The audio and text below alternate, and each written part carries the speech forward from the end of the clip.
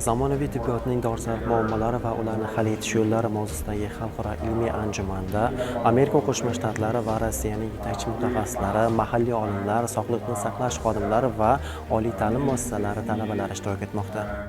Anjuman davomida tibbiyotning bir nechta ustuvor yo'nalishlari bo'yicha ilmiy ma'ruzalar tinglandi. Xususan, jamoat salomatligini mustahkamlashda profilaktik tibbiyotning roli, tibbiy ta'limda simulятsion mashg'ulotlarning ahamiyati hamda kam invaziv jarrohlik va alloplastikadagi yangi yondashuvlar diqqat markazida bo'ldi. Shuningdek, mutaxassislar farmatsevtika va tibbiyotda sirtfol moddalarni qo'llash istiqbollarini muhokama qildilar. Bugungi kundagi eng muhim masala, ya'ni inson salomatligi va uni asrash. Zarur bo'lsa inson salomatligiga oid bo'lgan kasalliklarni barvaqt aniqlash va uni davolashning zamonaviy usullarini muhokama qilish.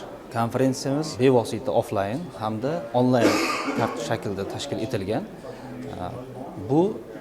Ushbu konferensiyada muhokama qilinayotgan, berilayotgan taklif, g'oyalarni auditoriyasini yanada kengaytiradi va bugungi konferensiyada bildirilayotgan fikrlarni, ilmiy loyihalarni, takliflarni ko'proq talabalarimizga, ilmiy tadqiqotchilarimizga, magistrlarimizga, doktorantlarimizga, shu bilan birga xorijdagi hamkorlarimizga xuddi shunday kontingentiga yetib borishiga, ularni bugungi kundagi ilmiy yangiliklar, tibbiyot sohasida olib borilayotgan o'zgarishlar va e'tibor qaratilayotgan jihatlarni yanada anglashiga, tushunib yetishiga va xabardor bo'lishiga sababchi bo'ladi.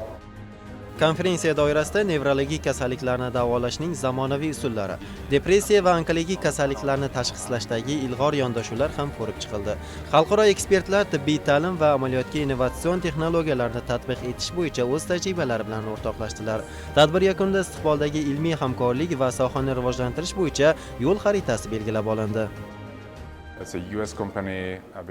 Ushbu tadbir O'zbekistonning yuqori malakali tibbiyot kadrlarini tayyorlash va sohani modernizatsiya qilishga qaratilayotgan yuksak e'tiborning yana bir tasdig'idir. Bu kabi muloqot platformalari talabalar uchun o'z yo'nalishlarida chuqur bilim va tajriba orttirishga xizmat qiladi. Biz UBS universiteti bilan yaqin hamkorlik qilmoqdamiz. Ishonchim komilki, bu sheriklik universitetdagi tibbiy ta'limni yangi bosqichga olib chiqadi va pirovardida butun O'zbekiston xalqi uchun sifatli tibbiy xizmat ko'rsatish imkonini yaratadi.